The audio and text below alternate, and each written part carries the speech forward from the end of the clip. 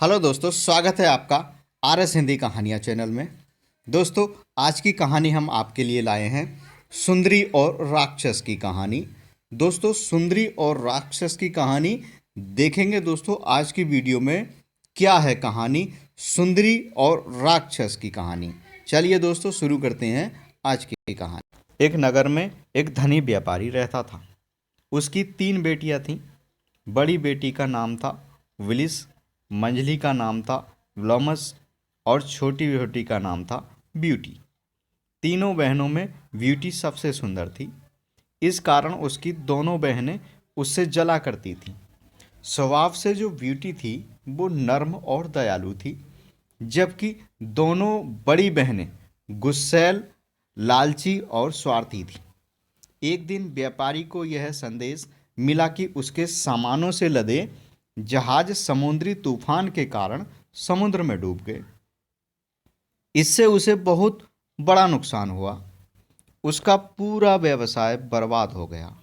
घर को छोड़कर उसके पास कुछ भी ना बचा और वे गरीबी में जीवन काटने को विवश हो गए।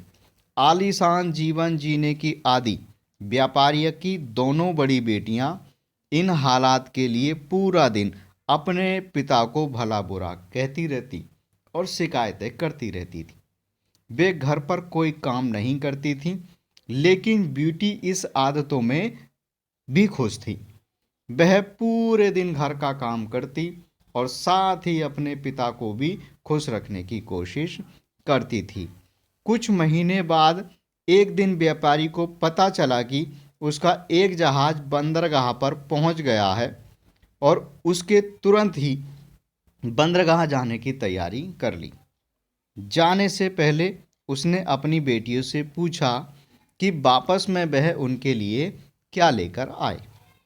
दोनों बड़ी बेटियों ने सुंदर कपड़े, जूते, मोतियों का हार और इसी तरह की अन्य चीज़ें लाने के लिए कहा।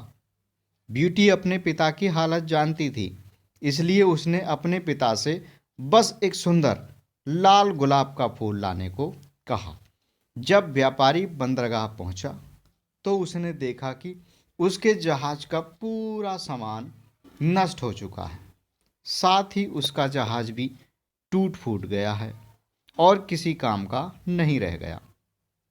थका हारा निराश व्यापारी घर की ओर लौटने लगा। वापस लौटते लौटते रात हो गई। रास्ते में एक भयानक जंगल था। व्यापारी जल्द से जल्दी उस जंगल को पार कर लेना चाहता था, लेकिन तभी अचानक ही शुरू हुई तेज आंधी तूफान ने उसे घेर लिया। उस तूफान में सफ़र जारी रख पाना असंभव था। आश्रय की खोज में वह इधर उधर भटकने लगा। तभी उसे एक भयानक जंगल में एक रोशनी दिखाई पड़ी। जब वह उसके पास पहुंचा तो उसे रोशनी से नहाया हुआ एक महल दिखाई दिया।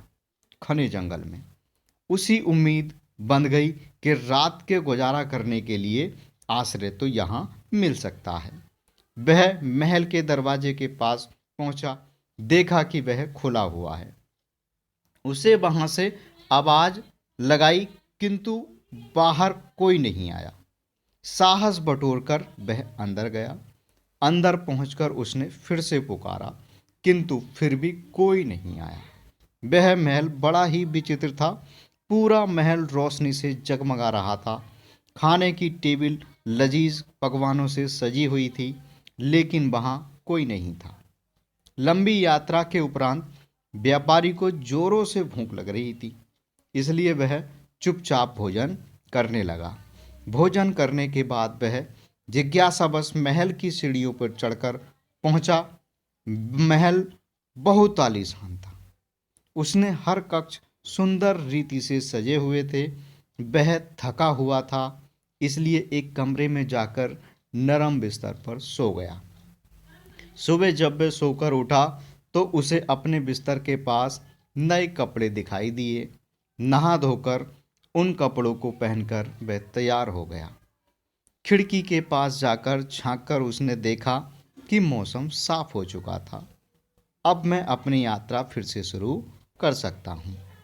वह सीढ़ियों से नीचे उतरा नीचे पहुंचकर देखा कि टेबल पर नाश्ता लगा हुआ है। उसने नाश्ता किया और वापस जाने के लिए खुशी खुशी बाहर निकला। बाहर निकलते ही उसे एक खूबसूरत गुलाबों का बगीचा दिखाई दिया। गुलाबों के विभिन्न रंगों के फूल खिले हुए थे।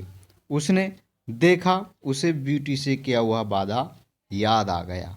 उसने सोचा कि मैं अपनी दोनों बेटियों के लिए इच्छा तो पूरी नहीं कर सकता, परंतु कम से कम ब्यूटी की इच्छा तो पूरी कर सकता हूँ। यह सोचकर जैसे ही उसने लाल गुलाब का फूल तोड़ने के लिए हाथ बढ़ाया, उसे एक भयानक हंसी सुनाई पड़ी। डर के मारे उसे अपने हाथ पीछे खींच लिए। उसने देखा उसके सामने एक डरावना राक्षस खड़ा है। उस राक्षस की आंखें अंगारों की तरह लाल थीं। व्यापारी को घूरते हुए गुस्से से गुर्राया, दुष्ट व्यक्ति, मैंने तुम्हें अपने महल में आश्रय दिया, खाने के लिए लजीज भोजन दिया, सोने के लिए नरम बिस्तर दिया, पहनने के लिए नए कपड़े दिए। मेरे इन एहसानों के बदले मुझे धन्यवाद के बजाय तुम मेरे बगीचे से फूल चुरा रहे हो। कितने एहसान फरामोश हो तुम। अब मैं तुम्हें जीवित नहीं छोड़ूंगा। डर से कांपते हुए वह व्यापारी राक्षस के पैर में गिर पड़ा, क्षमा याचना करने लगा। मुझे माफ़ कर दो, मुझे माफ़ कर दो। मैं ये गुलाब का फूल अपने लिए नहीं तोड़ रहा था, बल्कि अपनी बेटी के लिए तोड़ रहा था, जिसे मैंने एक लाल गुलाब का फूल लाने का वादा किया था। मुझे मत मारो। तुम जैसा कहोगे मैं वैसा ही करूँगा।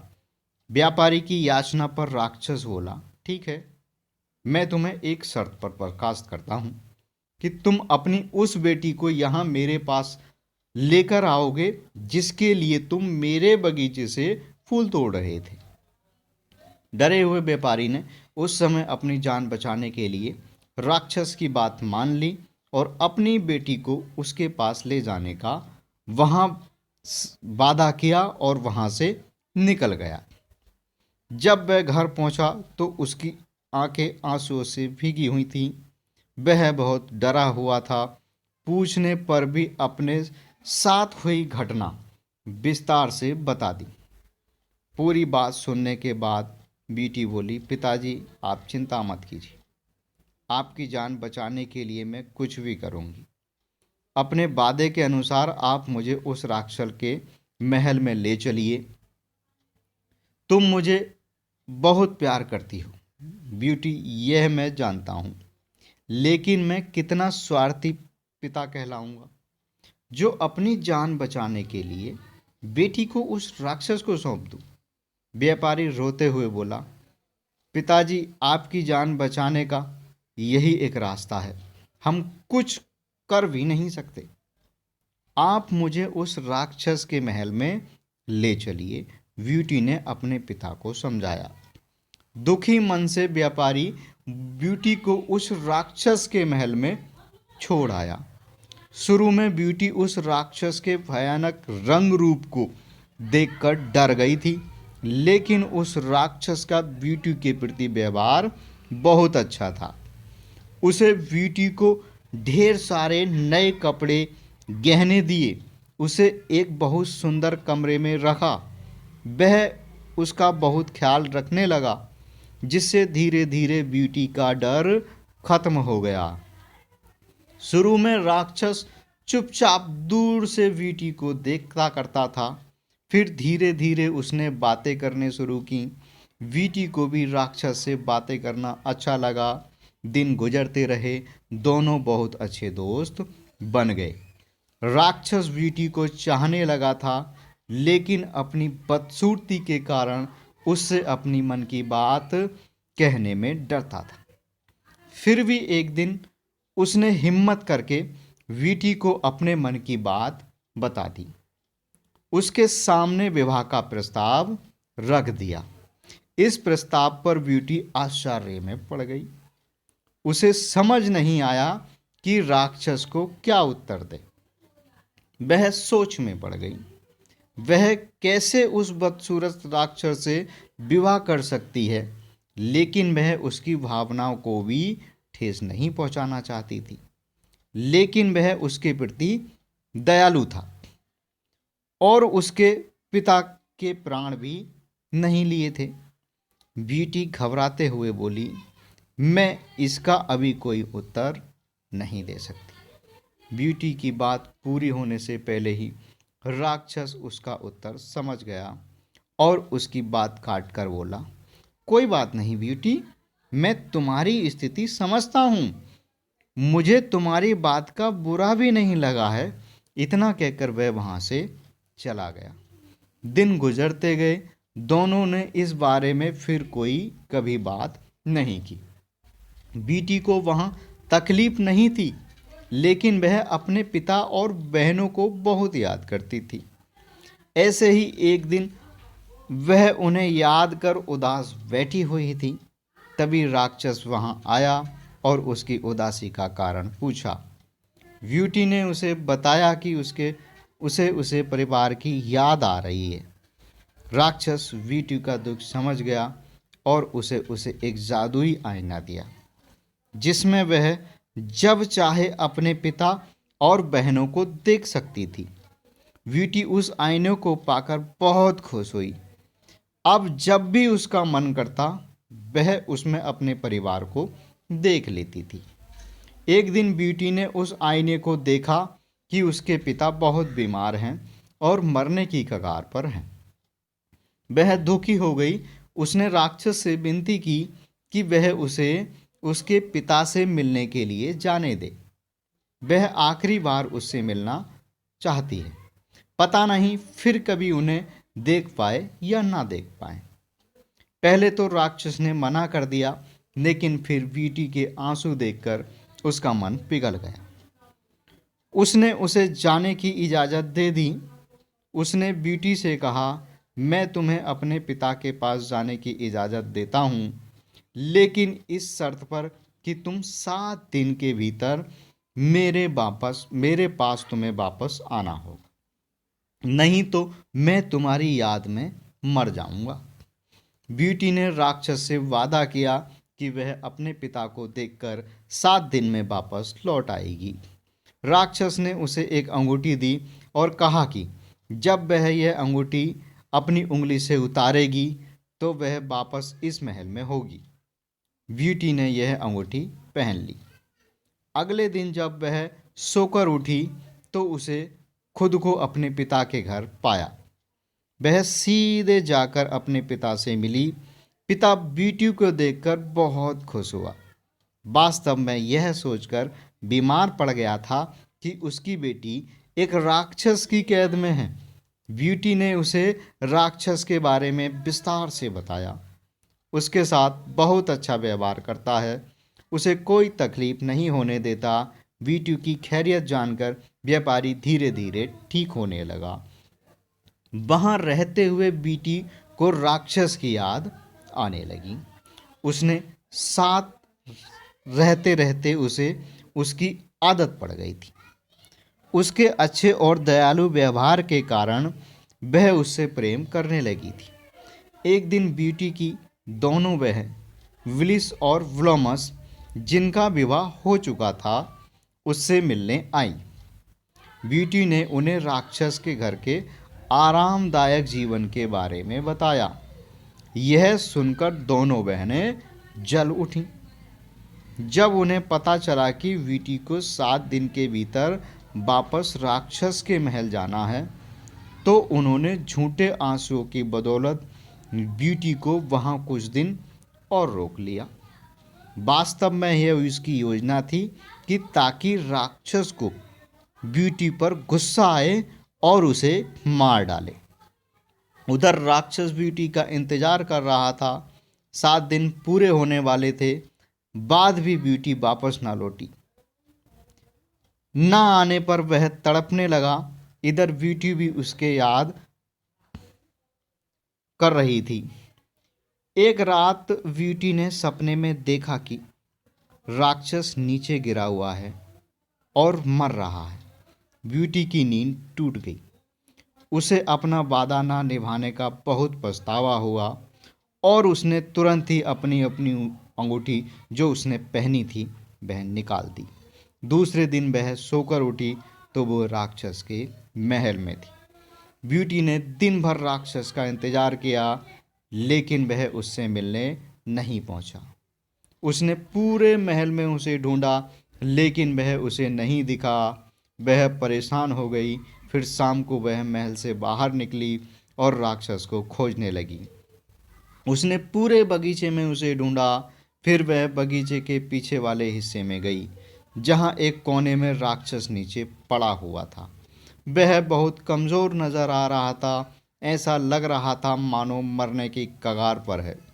बीटी जल्दी से उसके पास गई और उससे बोली, ये तुम्हें क्या हो गया है? मैंने तुम्हें कहा था ना कि यदि तुम नहीं आई तो मैं तुम्हारी याद में मर जाऊंगा।